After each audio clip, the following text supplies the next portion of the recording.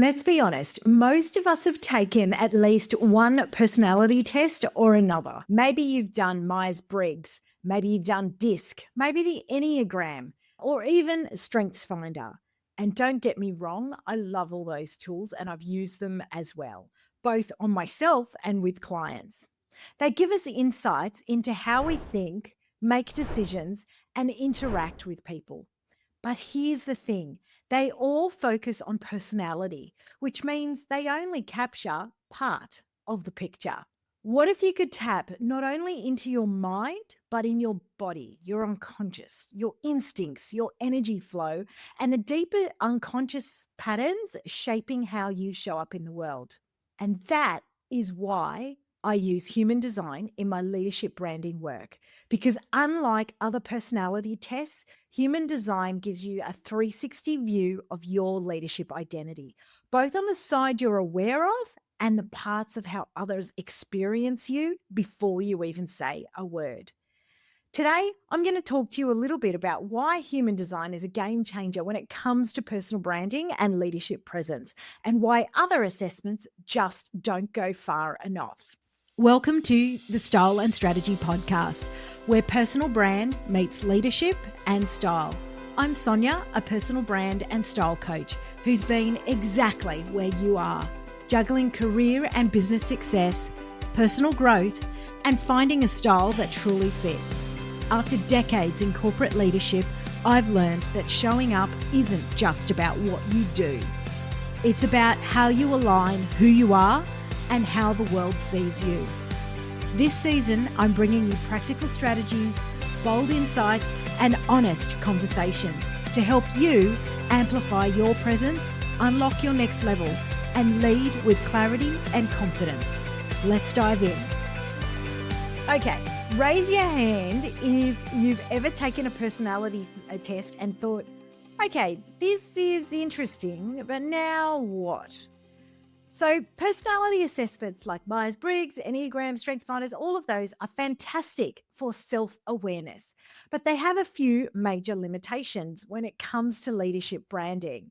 They only measure your personality, your conscious mind, not really how others experience you. They don't account for the energy dynamics, right? Your frequency, how you naturally interact with the world, and what fuels or what drains you. They focus on your static traits in the moment rather than an evolving identity. So, the missing piece? Leadership branding isn't just about self-awareness. It's about your presence, your energy, your frequencies, and decision that impacts the spaces you step into. And that's where human design actually shifts the game. So, what makes human design what I see as a 360-degree tool for personal brand? So, number one, it's not just personality, it's energy and its embodiment. Myers-Briggs tells you how you think. The Enneagram tells you how you emotionally react. Human design tells you how you lead, how you make decisions, and how you navigate visibly at an energetic level. It also covers your conscious and unconscious identity. Your profile in human design shows how you see yourself and how others experience you. Your type and strategy really reveal how you naturally interact with people. And your authority tells you how you make aligned decisions without really second guessing. So if you think about it like this, most branding advice focuses only on who you think you are, but the most magnetic leaders build a brand around who they are at every single level.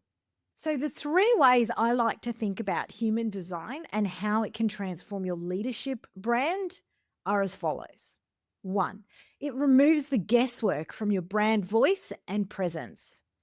Your profile, it reveals how you're naturally perceived as a leader, as well as how you see yourself or the potential to see yourself.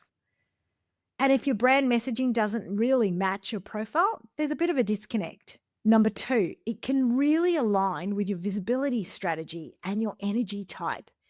Traditional branding kind of says you need to show up everywhere, but that can be really exhausting.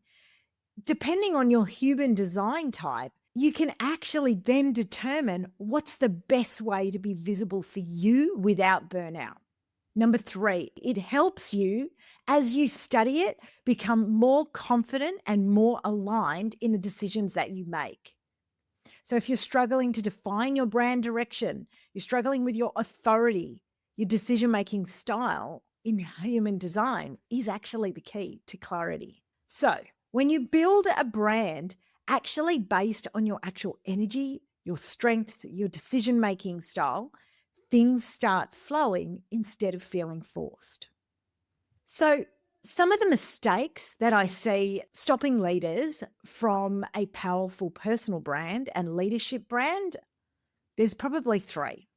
1, they keep following that generic branding advice that actually doesn't fit their energy.